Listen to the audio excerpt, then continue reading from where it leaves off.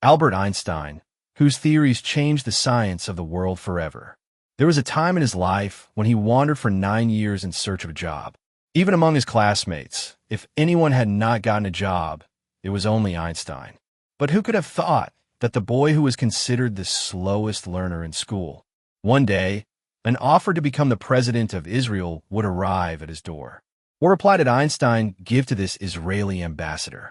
And what were the reasons that such an intelligent man was not being accepted for any job?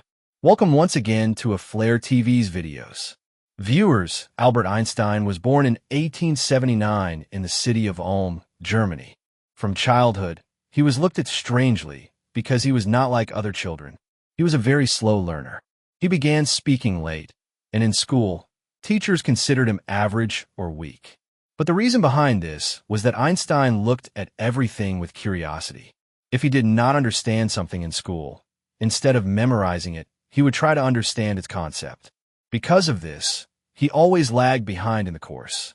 Einstein was very creative from childhood, and this was his weakness as well as his strength later on.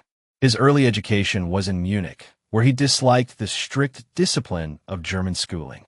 At one point, fed up, Einstein left school and moved with his family to Switzerland so he could fit into the liberal education system there.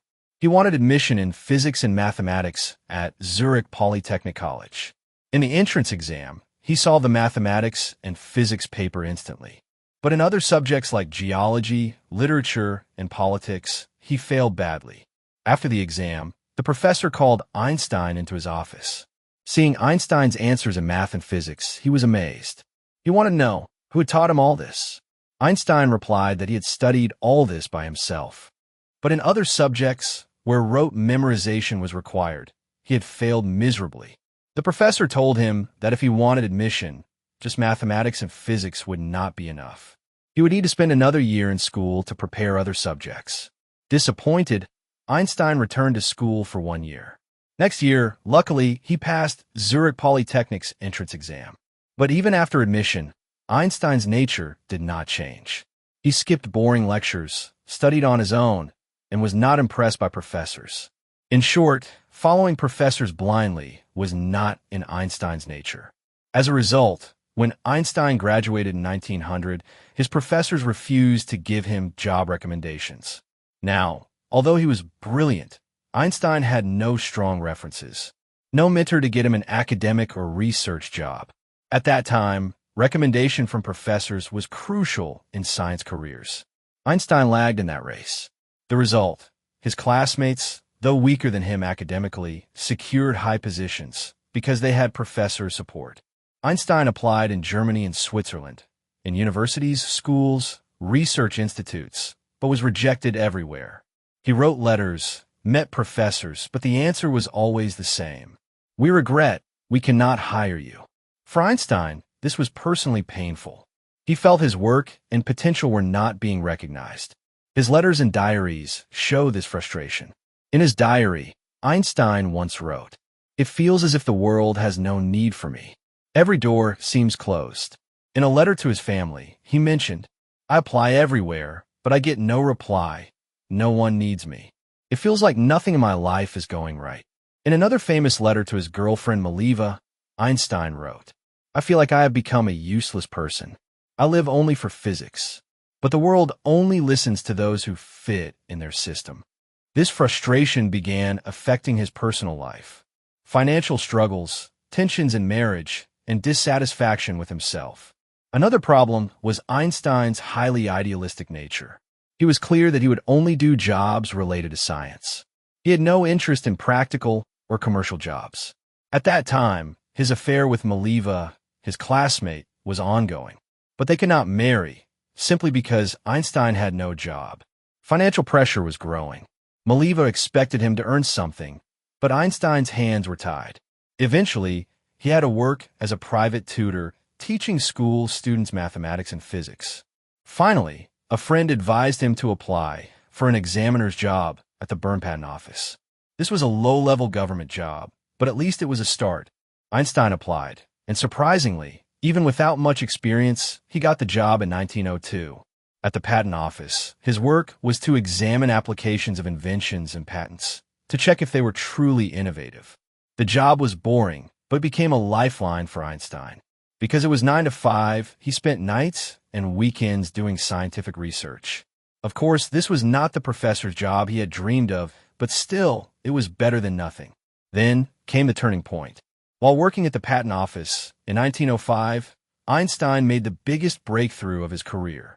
In one single year, he published 4 revolutionary papers: special relativity, photoelectric effect, Brownian motion, and mass energy equivalence. E equals mc squared. These papers shook the scientific world. Suddenly, the man working a small job at the patent office became famous among Europe's scientists. One paper on the photoelectric effect laid the foundation of quantum physics. Another, special relativity, changed the understanding of time and space. After graduating in 1900, finally in 1909, 9 years later, Einstein was offered a job as assistant professor at the University of Zurich. Albert Einstein's personality was never fully understood. Outside the world of science, his image was confusing. On one hand, people showed him as a messy-haired, socially awkward scientist, lost in books and theories. On the other hand, he appeared in serious political roles too. In 1932, Einstein fled Germany, 1 year before Hitler came to power. Hitler was against Jews, and Einstein himself was from a Jewish family. Einstein moved to America and became professor of theoretical physics at Princeton, New Jersey.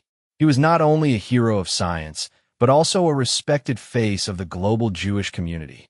Meanwhile, efforts were underway for the creation of Israel, with intense conflict in Palestine. Finally, in 1948, Israel formally came into existence. But just 4 years later, in 1952, Israel's first president, Chaim Weizmann, passed away. The Jewish community was left without a leader.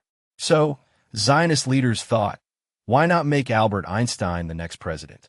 After all, he was not just a physicist, but also a respected political and cultural icon. On November 17, 1952, Einstein received a letter. It was sent by Abba Eban, Israel's ambassador to the United Nations. The letter said, "Through this letter, Prime Minister Ben-Gurion conveys his message. If the Israeli parliament votes to make you the president of Israel, would you accept this offer? If you agree, you would have to move to Israel and take its citizenship. The Prime Minister assures you that you will be allowed to continue your scientific work freely." It was a huge and emotional offer. But Einstein's plans were different. His reply revealed another side of his life. Einstein wrote, "I'm deeply emotional about this offer from Israel, but I'm also sad and embarrassed that I cannot accept it. All my life, I have dealt only with objective things. Therefore, I neither have the nature to handle people, nor the experience to fulfill official responsibilities." Meaning, Einstein did not consider himself fit for political leadership. At that time, he was 73 years old. When this offer came, Einstein told a guest at his home that the offer felt very awkward. Later, to a Jerusalem newspaper campaigning for him, he explained, "I do not want to face any chance where I must go along with government decisions that may go against my conscience." So Einstein refused, not only because he was politically unfit, but also because he never wanted to go against his conscience, no matter how big the chair or the honor. People who were emotionally excited about Einstein becoming president forgot one important point. Einstein was sympathetic to Israel, but he was never a passionate Zionist. When he declined the presidency, former Prime Minister Ben-Gurion told his assistant, "If Einstein had accepted this offer, it would have created a big problem for us." Because in 1946, 2 years before Israel was formed, Einstein had declared before an international community, "The idea of a state does not appeal to me." Meaning, Einstein never actually wanted to see Israel as a separate state. Finally, on December 16, 1952, Yitzhak Ben-Zvi became the second president of Israel. We hope you'll also like and share this iFlare TV video. Thank you for your kind comments. See you in the next amazing video.